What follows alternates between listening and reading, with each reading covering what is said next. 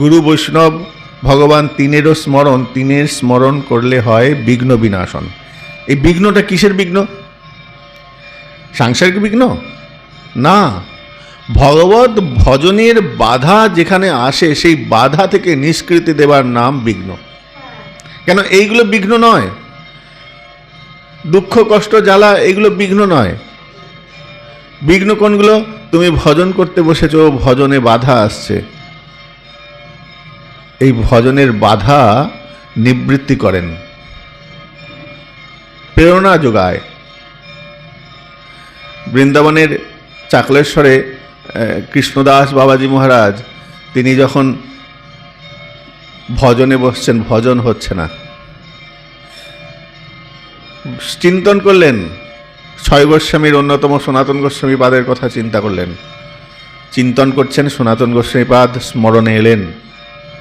এসে তিনি বললেন যে তুমি যে কাজে ব্রতী হয়েছ তোমার সেই কাজ সফল হোক।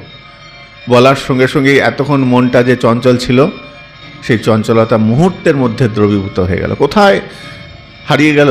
সমুদ্রের বুদবুদ যেমন ওঠে আবার মুহূর্তের মধ্যে মিলিয়ে যায়, তদ্রূপ সনাতন গোস্বামী পাদের ওই একটা বাণী, একটা কথা, একটা ছোট্ট শব্দ প্রয়োগেই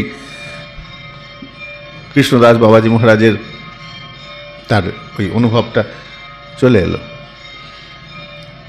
তো ভক্ত চরিত্র, ভক্ত আনুগত্য আমাদের ভজনকে সমৃদ্ধ করে, আমাদের ভজনকে আরও উন্নত করে, ভজনের পদ্ধতিকে, পরিকাঠামোকে আরও সুন্দর করতে সাহায্য করে।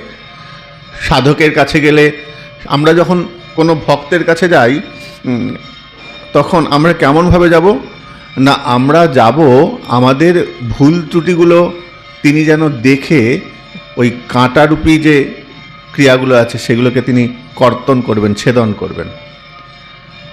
আমরা আমাদের আয়নার সামনে, ওনারা হচ্ছেন আয়না, ভজন মার্গীয় আয়না।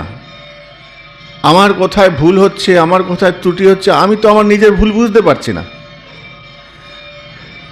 এনাদের সামনে গেলে কি হয়, এনারা বলে দেয় তোমার ভজন হচ্ছে না, ঠিকঠাক হচ্ছে না, তোমার ত্রুটি হচ্ছে, তোমার এই জায়গায় ফল্ট হচ্ছে, এই জায়গাটা শুদ্ধে নাও। তো যত যত সাধক ভক্ত আছেন, এই সাধু সঙ্গের প্রভাব বা সাধু সঙ্গের একটা বিশেষ গুণ হচ্ছেন তাদের কাছে গেলে তোমার ভুলগুলো তারা শুধরে দেবেন।